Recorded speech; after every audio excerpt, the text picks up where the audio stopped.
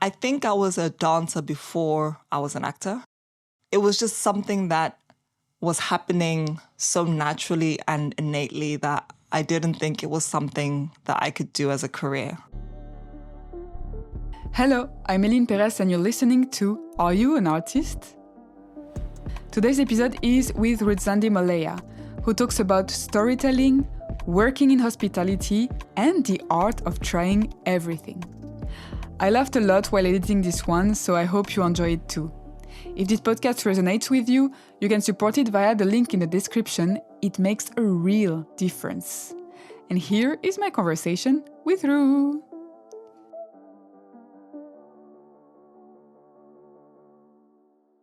Dear Ru, I met you at Seke's dance class, and while we were partnering, I was really struck by your energy. You have such a strong presence and creativity. We later had conversations about acting, and you even recommended a voice coach to me, Unati, who I interviewed earlier on this podcast. I was very sad to miss your performance many lifetimes at Sadler Wells, but I'm really glad to have you here today. Yay. You're a multidisciplinary performing artist, movement director, dramaturge, and facilitator, so I'm sure we'll have a lot to talk about. Yes, we will. But first, Ru, are you an artist? Whew. I'd like to think I am. I also try to not overthink it too much. Yeah. There's sort of multiple definitions of what an artist can be. And I sort of find what resonates for me from everybody and just pull it all together into one. So in a simple answer, I am an artist. I am. And what kind of child were you? Wow. I was unruly as a child. I really was. I am the last born. Okay. And how many? I've got 2 older brothers and an older sister. Okay. Yeah. And I was also not planned. Okay. So my mom had a coil. Oh. And she wasn't supposed to fall pregnant. Oh, yes, indeed. And then I was like, well, I really want to leave. Sorry, like, but... you know what? I actually want to come into this world. So the fact that you've got a coil is not going to stop me. That's kind of cool. It is really cool. It's really cool. And I feel like that energy is just like stayed with me as a child, where I was like, if someone was like, no, you can't sit there or you can't go there, I'd be like, why? Why can't I go? Like, I was questioning everything. I also had like this fire. If I was upset, everybody would know that I was upset, you know? And even to now, I speak to my aunt who I lived with for about 3 years. And she's like, I just remember when you get angry and you'd like slam the door and like throw things at the door, you really wanted people to know that you were feeling a lot. Yeah. And yeah, that's the kind of child I was. Unruly, would let everybody know my anger and my rage. And very would curious. You feel better after like letting people know how you felt? Yeah. Uh-huh. Yeah. So it's almost like sharing a little bit of that. Yeah, exactly. Crazy. It's almost like processing it, right? Like children have this amazing way of just processing everything they feel. Like they'll be crying, like having the worst day they think in their head. And then all of a sudden they're really happy. Yeah, yeah. You know? Which kind of happens, I feel like, when you let yourself cry. Like after, you're just like, oh, yeah, that was it, you know? Like, yeah, I just needed that. I just needed that. And then 2 hours later, people will be like, are you okay? And you're like, yeah, I'm fine. Why? They're like, oh, you were crying. Like, you were really, really upset. yeah, in and you're this country, they really struggle with like Yeah. showing emotions. I remember when I was training in dance, whoo, Yes. I was crying way too much. That was not like... Not accepted. No. Yeah, I think it's because they don't really know how to process And they kind of it. feel like they need to do something with it. Yes, instead that is it. of just... Letting it be. Yeah. Just let it be. Yeah, yeah.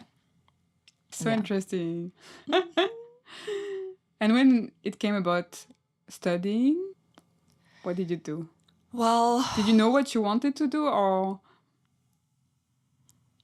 Is this like university days or earlier than that? I guess when you were like even like in high school, or did you have an idea of what you wanted to do later, or was it a bit blurry, or? I went to an arts high school. Okay. So I was already studying drama at the age of 12. Okay. I knew I wanted to tell stories. Okay. At 12? Yes. Wow. That's really cool. I knew I wanted to tell stories. My older brother is an artist as well. My father was also like in the arts and advertising. And I think that really influenced me to want to go down the same road.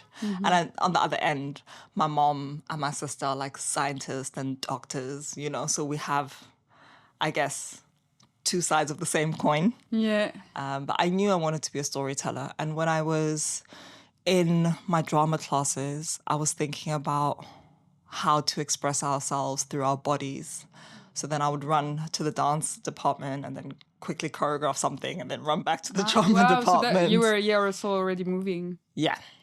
Yeah. I mean, I think I was a dancer before I was an actor. Okay. It was just something that was happening so naturally and innately that I didn't think it was something that I could do as a career. I just thought it was something that was just for me to enjoy or for my family to enjoy over Christmas. You know, we'd have Christmas shows. I would choreograph on my cousins and be like, okay, 5, 6, 7, 8. And, you know, even still to this day, my cousins were like, you were so strict. Like, you I was knew. the same with my brother. And I was like, this is wrong. And he was like, I haven't asked. I don't want to do this. And I was like, count the music. He's like, I didn't ask to be here. I didn't ask to be here, okay? You're the one who dragged me from my chill That's time. so funny. Yeah. So that's exactly how I was. So I think because it was just there, I was like, oh, this isn't something that I can do as a career per se. Yeah. And then I really enjoyed acting as well, but I knew that I also wanted to move. And at that age, I wasn't aware that you could be like multidisciplinarian, you know? I felt like you could only be one because... That's what you see. Exactly. You see a dancer, you see an actor, you don't see a dancer, actor.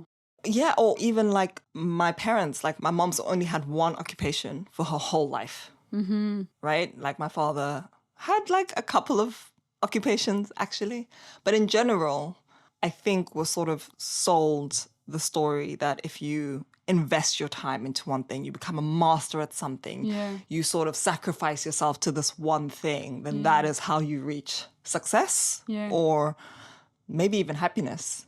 So I think at that age, I was a bit like, I have to keep them separate and I'd have to focus on one, which was like the acting. And then in like the side streets, in the alleys, I would then, you know, run and go choreograph here. But it was like very hush-hush and, you know. Yeah. It was like a secret, I guess, in this weird way. Yeah. And were you writing already? No. I mean... Journal? I had a journal. Okay. Yeah, I had a journal. I always had a lot to say. Okay. And I think about life, about experience. I think I've always been someone who feels a lot. I had multiple journals where I would, I guess, say the things that I felt I couldn't say to anyone else. I think especially being the last born, you know, you're supposed to be seen and not really heard. So I had a lot of opinions about a lot of things. Okay. So what do you mean you're supposed to be seen but not really heard? I think, do you know what? I think it didn't have anything to do with the fact that I was the last born, actually. I think culturally, children aren't seen as like sources of information or like knowledge per se. It's always like the adult is the one who has the information. The adult is the one who is your guider almost. You shouldn't question anything. You shouldn't say anything. If you have an opinion, you keep it to yourself because the older person in the room knows everything. Of course. You know? So I had a lot to say. And because I couldn't verbalize it, I would write it. Have you read a bit your journals now? From where you were like young? I haven't read them in a while. Okay. I think I read them maybe like 8 years ago. They're in like a storage unit somewhere in South Africa. And when my mom was moving house, I found them. And I was like, wow. It was usually about like an argument that I had with my mom about something, or a boy, or me and my best friend had a really good time, or yeah. In hindsight, it was just a place for me to be able to process and express. Yeah. You know? I don't write so much anymore. Okay.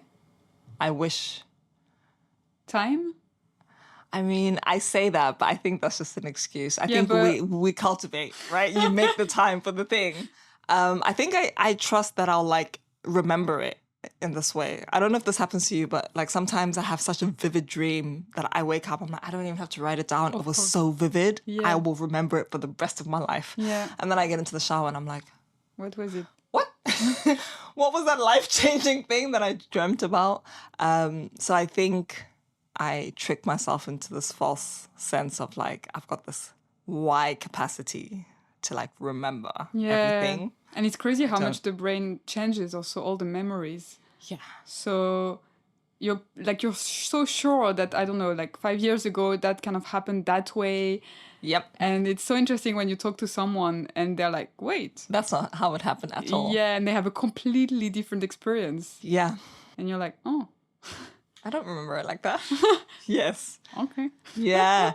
It's almost like when 2 or 3 individuals are watching the same thing from different perspectives. Yeah.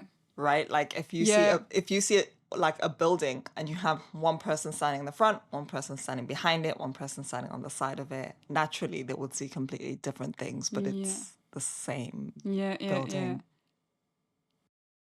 And did you study? I did. What did you study then after? So after I went to the National School of the Arts, that was from 12 to 16, 17. Mm-hmm. And then... In South Africa? In South Africa. And then that's when I moved to the UK. Mm-hmm. And I actually studied events management and marketing because I was like, I'm done with the arts. I'm going to have a serious job. So interesting. So I mean, London's the place for that. I know. But as soon as I graduated, I was like, I've made the biggest mistake of my life. Just 3 years? 3 years. It was an undergraduate. Yeah, it was an undergraduate. And I graduated and I was like, what have I done? And it's when you graduated that you were like that? Yeah. When you were studying, you were fine? Well, yeah, because I was like in a new country, in a new city. I was still processing that. Uni was like fun. I was meeting new people. Yeah. Do you know? Like my brain was being distracted by the other things. Yeah. But I think once I graduated, I was like, oh, this is actually something I have decided that I'm going to pursue for a certain amount of time of my life. And I was like, I actually don't want to do this. Oh. Like, I actually want to be creative in like... In a wider sense. You know, there's a little bit of creativity in everything.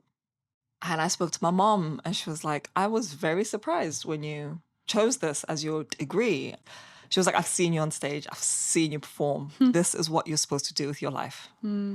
And I was like, okay, what am I going to do? What am I going to do? And at that time, she was in South Africa now and I was still here. She was like, I can't afford to pay fees, like, because at that point, I was still an international student. So fees were a lot higher for us. So she was like, you can come home and find a course that works for you. I was like, okay. So I moved back to South Africa and I lived in Cape Town. And I went to the Cape Academy of Performing Arts. And that's where I did my course. Wow. And you were happy there? Yeah, I mean, it was really intense. We had classes 6 days a week. It was really, really intense, like ballet, contemporary, hip-hop, musical theatre, voice work, acting. It was like very full on. And I was happy. That's good. Yeah. That's a good sign. Yeah. And then you came back to London at some point. And then I came back to London. Just after? No. Afterwards, we had like a showcase. Okay. So you graduate, you have a showcase, you invite your parents, you invite agents, all of these things. And then I got signed to an agent, which was great. I did a couple of like commercials. I did a show that went to the Grahamstown Arts Festival that was called Home. And then I had to have surgery. Oh. It wasn't really related to like dancing stuff. It was like some other health things. And it was like a 6-week period for me just to like lay down, recover. I couldn't really do much. And it was in those 6 weeks when I was like, I'm going to move back to London. And I told my mom, and she was like, I can't afford for you to go back. And I was like, I've saved up from all the work I've done, everything I've shot. I'm going to go back to London. Aww. So I took all my savings and then I moved back. Wow. Which year was that? That was 2016. Okay. That's the year I came to London. Is it? Yeah. There we go. We came back. And then I was like, cool, we're going to figure it out. And I mean, the rand to the pound is like peanuts. It's not much. Yeah. So I stayed with a friend in Brighton for, I think, like 2 months. And I mean, I love the ocean. So I was like, I could stay in Brighton. I could figure it out. And I was like checking out the scene there. But things weren't really aligning for me. Okay. And I was like, I have to go to London. As in, like, you didn't really like what was happening, or there was not enough stuff going on? They just wasn't opportunities for me at the time. Yeah. If that made sense. Yeah, like, yeah. There wasn't anything that made me go, oh yeah, I definitely want to do that. And then soon I learned that, you know, sometimes you do things not because you feel like this overwhelming sense of like, wow, do you know what I mean? I snapped out of that quickly. I was like, oh, well, maybe you just do a job because you need the money. And I was like, well, here we are. Life. Yeah, exactly. Exactly. You know, I was really just like deluded into the sense of like every job you do must feel like a calling and like, a girl, no. No, sometimes you just have to figure it out. So I worked in hospitality for a very long time. And then I finally landed a children's show, Hansel and Gretel, with Marc Stevenson. With Marc Who is Stevenson. a friend. When I saw, because I researched your name and I was like, oh my God. Yes. Because I was helping Marc with his show reel. So I kind of saw you performing in there before meeting you. Yeah, I mean, Marc is very special. Yeah. Marc is a very, very special human being. But yes, that was the show. And I was trying to still work hospitality and be in rehearsal. So I'd like rehearse and then shift from like 5 to 3 and then rehearsals 9 to, and I was just like, I can't do this. Yeah. And then we were going on a tour, I think for like 3 months. And I was like, I have to jump. Like, I just have to trust. And let go. And let go. And I left my hospitality job and I was like, I'll be back in 3 months. And they were like, great, we'll be very happy to have you. But in my head, I was like, I know, I'm not coming back. Yeah. And then I just left. And you've never done hospitality? Since? Well, I haven't done hospitality up until this year. Okay. This year, I had to get back into it. Okay. And I was like, well, here we are. I was like, we had a good run. I'm curious because I'm doing a bit of on and off, so... Yeah, I mean, it's an interesting space to be in for me. I think when I started up again, I was very hard on myself. You know, I was like, it felt like I'd taken like a huge step backwards, you know, because I was like, I haven't had to do hospitality for like 8 years. I was able to survive and work on projects and do all of that stuff. Just with projects, like no extra jobs? Yeah. Wow. That's crazy. It's wild. Yeah. It's wild. And I think I just had to realize that the landscape around me was also changing. Yeah. Rather than me being like, oh, there's something deeply wrong with me, I was like, oh no, it's not just one thing. It's like a combination of things that have made the time that I'm in right now, you know? So I really had to like sit with that. And I think I'm in a better place with it now. Some days are better than others, for sure. Yeah, I don't know. I think it's also because the perception of hospitality, whether that's internally, like what I think about it, or externally, what I receive from other people, is that there's a sense that we're not doing the creative work. Yeah. If that makes sense, Yeah. you know? Yeah, it's time that we're not practicing as well. And Yeah. yeah. Yeah, so it's strange. You know, someone said to me at the cafe I work at the other day, they were like, you really should be working as like an artist. Like, I'm going to return here in a year and I don't want to see you here and you have to get your finger out your ass. And I was like, first of all, I have a show in a couple of weeks. Like, I'm still working. Yeah. Do you know? Like, yeah, I'm yeah, not... that's crazy, actually. The kind of very binary thing of like... Exactly. If you're working in a cafe or bar, you're kind of failing at your artistic practice. Exactly. But you can still be doing it quite well, actually. And I think after I spoke to this person and told them all the things I was doing, they were like, oh my gosh, I'm so sorry. I just assumed. And I was like, yeah, you probably shouldn't make assumptions like that. Like, if you're curious, ask, you know? Are you working on anything? Are you passionate about things? Like, yeah. So I think sometimes the hospitality realm has this like way of being perceived. People disregard you quite easily. Yeah.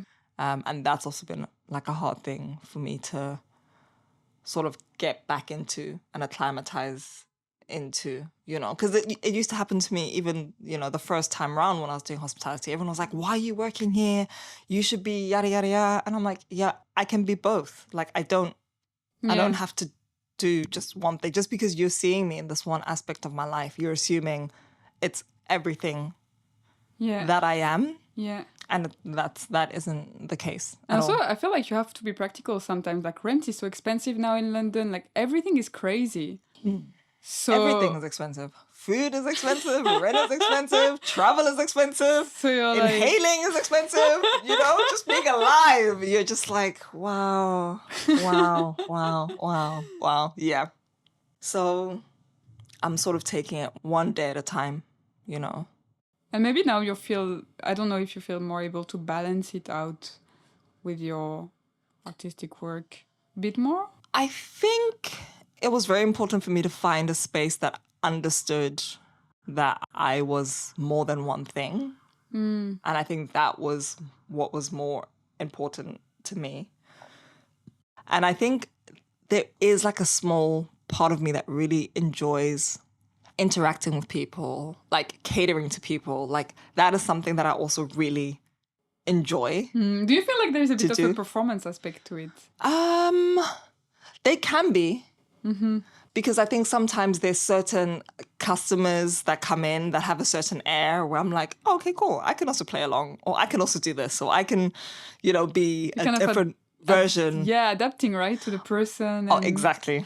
And just, having chats with people. Yeah, I think I enjoy being around human beings. I think that's really what it is. So. But only for a short amount of time. And then I can go back into my cave and just be like... I love that, yeah. God, that's intense. You're the associate director of... How do you pronounce it? Yewande 103? Yewande 103. Yewande 103. I am. Yeah, it's a very new role. It's very, very exciting. How did that happen? How did that happen? That's a great question. So I met Alexandrina and Seke when they were doing Black Holes. And they were trying to find someone to cover for Alexandrina. And part of the audition was reading this like script that they collaborated to create.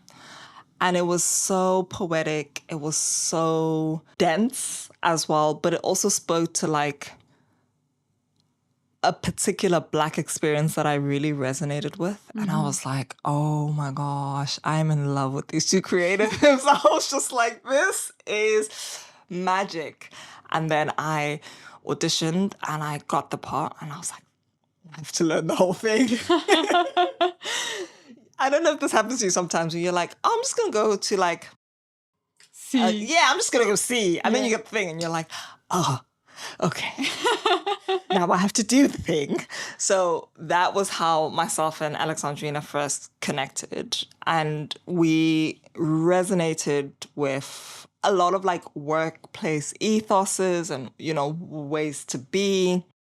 And then I was in Alexandrina's work Fountain, which was a film. Mm-hmm. And then I was a part of Many Lifetimes, which is a dance show, performance experience. Are you still performing it? We are. Touring? Hopefully.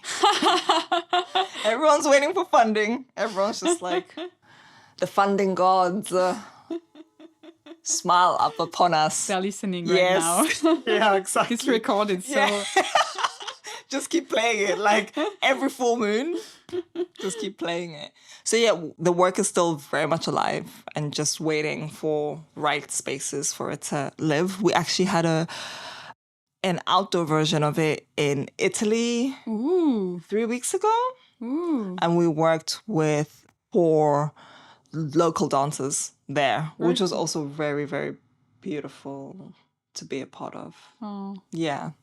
So myself and Alexandrina started to, build a relationship together. And I think it's really hard for me to show up in a space as one thing, like I have a lot of ideas and I share my ideas in spaces where I feel like they can be received, because sometimes you're in spaces where no one wants your ideas. No one wants you to say anything. They just want you to do exactly as you're told. A bit like a child, huh? Yes, exactly like that. You don't have a mind of your own. Yeah, that is such a great comparison. Yes, exactly. And I think I really enjoyed that. And I think when I was in that space, it really allowed me to like flex because it was so welcomed in that space. And I think Alexandrina was really interested in the ideas that I had. And then I started to facilitate workshops for Yewande 103 outside of like the work. So we'd go to galleries or Bernie Grot Art Center or all of these places. And Alexandrina just really trusted me, like just put their work in my hands and was like, wow, this is for you to facilitate. I think there was also something about the way in which I processed the work was also very similar to the way they processed the work as well. So that's also why it made it easy for Alexandrina to trust me, because they were like, okay, I've seen you in the studio. I've seen how you work. I see how you do the work. So I don't have to worry too much. It's about crazy that. how sometimes you really find a connection with someone and you realize that they kind of work a bit in the same way, even if it's not exactly the same. Yep. And then you can really trust them. You're like, okay, Yeah, I'm just gonna let it go, and like I really trust that. Yeah. It's so nice. It is very beautiful. And I think that trust also allowed me to step into different aspects of who I was and allowed me to shine in different ways that I was like, I always knew I wanted to do this, but I hadn't really been given the opportunity to, so I feel like I continue to grow in that relationship, in that friendship, because we're also really close friends.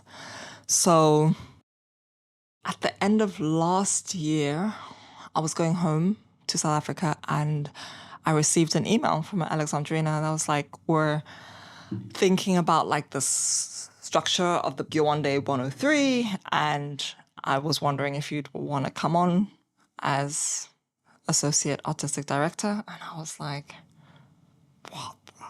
I had to read it like 5 times because I was like, no, wait, That's what? really cool. I was like, okay. And then I sort of sat on the email for a bit and then I prayed about it. I think I was like, oh my gosh, what if I like fumble this like incredible opportunity? It might be easier for me to just stay in this like facilitation performer role because I know it so well and I'm very comfortable in it. And I think it was my fear of like expanding beyond that made me go, I'm just going to take some time to think about it. So interesting how some people, let's not say like white straight men, Yeah. who are so confident. I know. And whenever they get an opportunity, they're just so confident, even though they are not really able to do it sometimes, you know? Yeah. And then I see other amazing people, like really, really clever, who are just like, I'm not sure. Yeah, questioning ourselves all the time. They're like, no, that's not an opportunity sure? for me. Maybe someone else could do a better job. It's just, yeah, it was all of that, you know? So I sat with it, I prayed about it, and that was what came up. Like, it's okay to do something even when you're scared. Mm-hmm. Oh, You know, it's just, I need to learn that. yeah, just go for it. And I was like, in my whole career, this is an opportunity that feels right because of the relationship that myself and Alexandrina continue to build and had built, you know? I was like, it's really rare for me to be in a space with a creative who's just like, have the space to expand and grow. Quite often it's like, Have a bit of that space, but not too much. yeah. Or we're like, we don't want to hear your ideas. We have a lot of ideas and we don't need anyone to change them. We don't need anyone to influence them. We just need someone to like execute them. And personally, there isn't anything wrong with that. I just don't flourish in spaces like that. Yeah. So I can exist in that space and the other space. I just enjoy the other space more. I enjoy the space that speaks to my dramaturgical work. I enjoy the spaces that speak to the way in which I can potentially construct things in my head or serve different ways or perspectives that like shift the understanding in the room, you know? So I was like, if I'm ever going to take a chance on myself, it should be with someone who took a chance on me. Yeah. And I was like, cool, I'll do it. I know. It's still a bit mad. I don't even think I've put the job on my CV yet. That's how much I'm still like, it's happening. But yes, I am. To answer your question, yes, I There am. is something else I found about you. You on your IMDb page, What does it say? you're an actor, but you're also a casting director. Am I? Yes. That's interesting. Have I you had ever no done? idea. You have no idea. Okay, let's have a look right now. Yeah, Shuganai, Water, and Dust. Yes, Sugar Nye. Yeah, that was a short film that I shot when I was in Cape Town. Short film. It was a very interesting experience for me. Yeah, it was weird, You man. should see Ruth's face right I'm so glad that's not recorded. It was just a weird experience. I feel like we had a lot of people in the room who were like dreamers. And there wasn't anyone in the room to like execute. If that made sense. Like, I think it's like having a project that is lacking like a producer. Yeah, Like, I see what you mean. someone Someone who who's is like, spearheading, let's do that. yes. Yeah. And Do you know what I everybody mean? is like chaos. Yeah, it's like when you're trying to choreograph something with other people and nobody knows what we're really doing, and then there's no direction. Yeah. It's just like out there in the space. Yeah. And after 3 hours, you're like, what happened? What happened? Exactly. It was exactly that. So that experience was wild to me because there were so many things that like after we had the footage, they were like, wait, but that A and C, what happened to B? Like we don't. And I was just like, That drives me crazy. Oh my god! Just organize it. No. Organize, even if it's like, I don't know, improvisation based or something. Yeah. You need a structure. Yeah. No. And I mean, I'm still waiting to get what I signed a contract to be paid for for that project. When was that? That was when I was in Cape Town, so like 2015. Wow. They haven't paid me. They haven't paid you. Nope. 11 years later. 11 years later, I still have Is that not like a lot been of paid. money? For the time, It was. It was like reasonable. Yeah. I think like 2,000 rand. Okay. Yeah. That's So, crazy. yeah. I mean, sometimes when I'm waiting 3 months to be paid, I'm like, come on. But 11 years, that's being patient. I mean, Maybe it's you gone. just, yeah. It's gone. I've let it go to the universe. Oh. Yeah. Sometimes So it's so frustrating though. You're just like... it really is. It really is. It's also like really interesting because there's very few careers where people wait 30 plus days to be paid. Yeah. I know, yeah. But yeah, no, I had no idea I'm a casting director. I don't think I am. I've never done. You've never casted. Oh, that's a shame. I was really You're really excited curious. about that? Yeah. I was like, tell me how you cast. No. No, I also find some of the casting processes very brutal. Yeah, I'm trying to understand. Yeah. Because I'm really good performing. If you put me on a stage or in front of a camera, but I'm really bad at getting jobs. I see what you mean. Because for me, this is way too much pressure. Yeah. And it's really not a place that I'm going to be good in. Yeah. But I also need to learn to do it because otherwise I'm not doing any work, you know? I know what you mean. But you're an incredible... The way you move is so beautiful. Oh, thank you. Honestly. And it really is a shame that the way that things are set up, it's not very accessible, especially for like different people, or how you process information or how you show up in a space. They don't take a lot of that into Yeah. thought or account at all, you know? So Yeah, it's never about like how motivated you are or how much you are willing to work yeah. to do a good job. Yeah.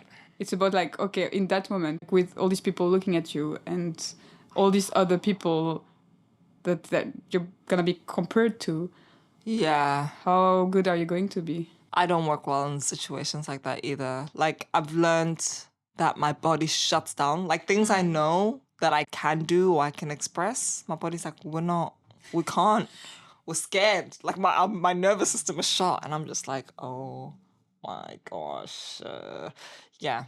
So how do you get jobs? Is it like... Usually through recommendations. Yeah. Or I find myself in spaces where we're working with a way, which is usually like improv, to express something. Like when I find myself in spaces like that, I feel like I can expand Yeah. as well. Yeah. I do less well in spaces that are like very Structured. Yeah. I mean, there is a lot of structure in improvisation, but there's a particular kind of structure that my brain just goes, oh no. No. I don't want to do that. I don't want to do that. You know? So I don't know what it is. It's a combination of a lot of things. My ADHD, classes, all of the things where my brain is just like, oh, yeah, no. So... Do you have any inspiration, recommendation of a book you've read or an actor you like? Or... Yeah. So, All About Love, Bell Hooks is a beautiful, beautiful book. Tending to Grief is also a book that really changed me. I started reading it when I was working on the first iteration of Many Lifetimes. And I was processing something that had come up for me like 5 years prior. I opened that book, I started reading it, and I was like, oh, okay, this is what I have to work through right now in this process. So...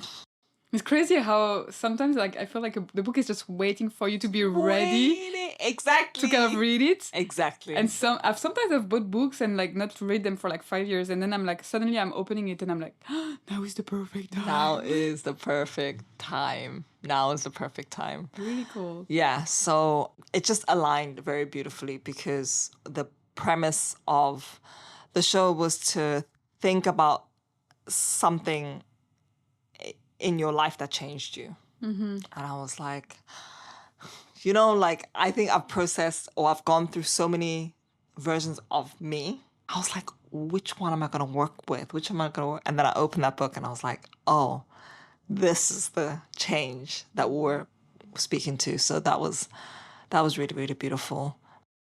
I'm also really inspired by like the elements. I love water. Brighton. Yes.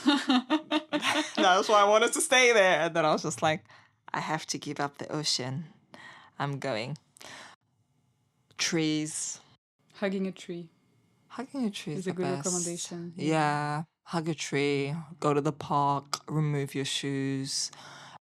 I'm also really inspired by like other human beings. Like people watch all the time. I'm just really interested in the ways in which our body communicates what we're really feeling rather than our words. Yeah. You know? And I'm like, oh, okay, cool. That's very interesting.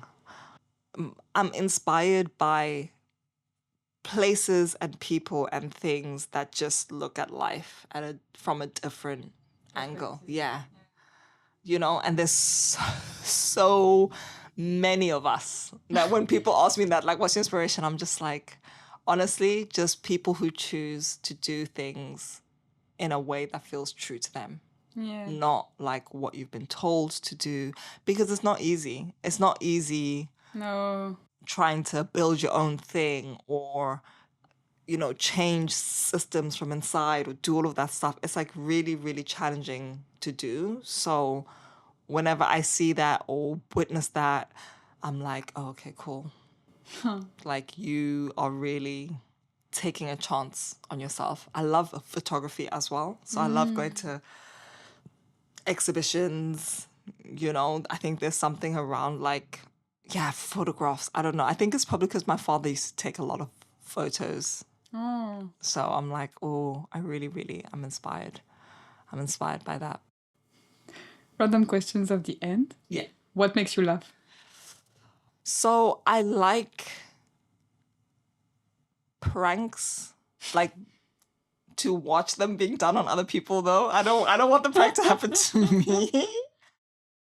There's this prank that's been circulating where people just randomly start playing like a loud song in a room and people are like, oh my gosh, like, that's really scary. It just makes me laugh so much. I don't know why, but I'm just like, oh The my surprise gosh. element. It's the surprise element of it. And the out of context kind of thing, no? Yeah, like where did that come from? There's also another part of me that's like, oh, their internal landscape is probably shaken so much, like their nervous system is probably shot, and oh my gosh, it's gonna take them so long for them to like regulate and get, you know, there is that side of my brain as well, but then there's the other side that's like, but that's funny.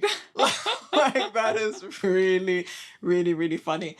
And just hearing stories about people who've like transitioned. Like I really love hearing stories about my dad or my grandmother or things that they explored and did in their lives that are funny. I really love hearing stories back in that way.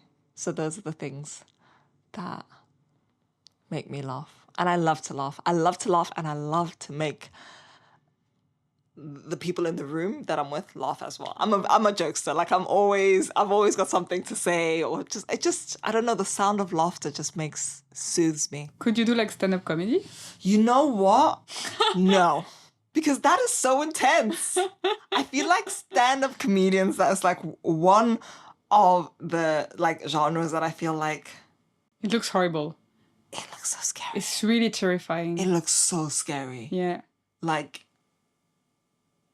I've had a thought of it in my head, but here's the thing with me. I think I can do everything. This is my problem. Yeah, me too. This is my toxic trait. My toxic trait is that I think I can do every single thing. There was a time where I was like, I can paint. I went out into the shop. I bought a canvas. Me too. So it was in 2019. I went to New York for 2 weeks. Yes. And I did all the museums and I was like, do you know what I think? Deep down, I'm a painter. And I bought this, and I had no idea what I was buying because there's a skill to it, apparently. And then I go back so it's really heavy. Like all these, like, and I'm like, why do I buy them in New York? I could have bought them in London, because I'm not going to paint in New York. I'm going to paint when I'm back to London. But you were inspired, babe. Yeah, I was really inspired. And then it was just a very theoretical thing of like putting paint on my hands and just like destroying. Yeah, fantastic. Yep. I was like, that's it. I'm a painter. Same. How long did it last It did not last longer than a week. I don't even know where that canvas is right now. That paint is dried up. I don't know where it is. I was like, okay, so I'm going to paint like the moon in the sky and like with shells. Girl. Girl, that was not... Oh, that makes me feel so much better. Yeah, so I think I can do everything, So I've thought about being a stand-up comedian, but the reality is I would probably choke. I'll probably just get up there and be like... Haha, bye. So I've changed my mind. I'm going home. Oh my gosh. Yeah. I'm so glad I'm not alone. Yes. It's hilarious. I love that. I was like, I bought a canvas. You're like, me too. I was like, this is what we do. This is what we do. I was like, I'm a painter. Or I can skateboard. I can't. Apparently you need a balance on the... I was like, this is... No. It looked easy. It looked easy. And now I'm here and it's not. And I'm confused. Last week I went to a Vogue class. I was like, I'm sure I can like Vogue. I'm a dancer, know. I had no idea what was going on. What was going on? During the whole class, I was just like, I don't know any word that they're saying. Like, they're like, do this, do that. And I'm like, what? And then people were doing crazy movements. And I was like, can't. Yeah. What genre did I do that with? Pole. I was like, I can be a pole dancer. Of course. 100%. I got there. I can't even put myself up on the... The instructor was like, bless her. She was like, okay, you just like work on your strength and then the rest of the class is going to do the routine. And I was just like, am I embarrassed? I am. Did I return? I did not. Everything looks easy until you try and do it. And then you're like, oh, right. That's why you need practice. That's why. That's too hard. So boring. Who? So if you could have a parallel life, what would you do? Oh, I love clothes.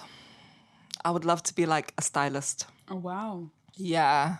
I really enjoy like choosing what I am going to wear. I mean, I love your outfit today, so... Thank you. I appreciate it. I think clothes are a great way to reflect Moods. My personality, or like how I'm feeling on the day. So quite often I will come out the shower and be like, okay, what do I feel like today? Then I'll put something on and I'm like, oh no, that doesn't feel good on my skin, or it doesn't feel like, okay. And then I'll change. And when I find the right thing, I know the sensation or like what it feels like in my body. And I'm like, yeah. So do you plan time to do that? This is it. No, of course not. That's also my ADHD brain. I'm like, of course I can like brush my teeth, find an outfit, clean the kitchen, pack away my clothes, change my bedding in 20 minutes. Of course. No, I do not. I don't. Not at all. Far from it. Do you have any dream for the future? Wow. I've got many dreams for the future. I really do. I think in terms of like creativity, I would really love a space where we could learn indigenous practices of how bodies express or process, especially around grief. I think we put a lot of pressure or value, rather, on a certain kind of education where I don't see that value. Mm-hmm. Like I've been trying to find a movement therapy course that incorporates like indigenous practices from around the world of how groups of people, nations use their bodies as a tool to heal, to express. And I just can't find it. But if I'm searching for like, I guess, very white Western ways of learning, Yeah. they're so widely accessible. Yeah. And I think one of my dreams is that we just reach a point where we understand the value of indigenous practices as you would in like a university setting, or, you know, Freud is as valuable as an elder Yeah. in Yeah. a place, you know? Like, I just feel like we are really... We're kind of stuck with the same people. That's kind of... We are, because we've been sold a dream. Like, we've been sold a certain way of existing and being that only fits in the realm of a small group of individuals. And a lot of those small group of individuals are white older men. Yeah. And we don't feel reflected and seen in that. And I just feel like we're doing ourselves a disservice, really. And it's hard for me to like watch my sister's children grow up in systems where they're not allowed to like lean into their intuition or their gut feeling, or They have to shut down. they have to shut that down. And it's like they feel and sense so much that when you ask them, oh, why did you do that? And they're like, I don't know why, but I just felt like, I can't find the words for it. And I'm just like, that's what makes me happy. Where I'm like, oh yeah, like you're leaning into your sense of feeling. Your own internal landscape is really starting to develop and flourish. And I know they're going to reach a point where that's just going to be like, not valued.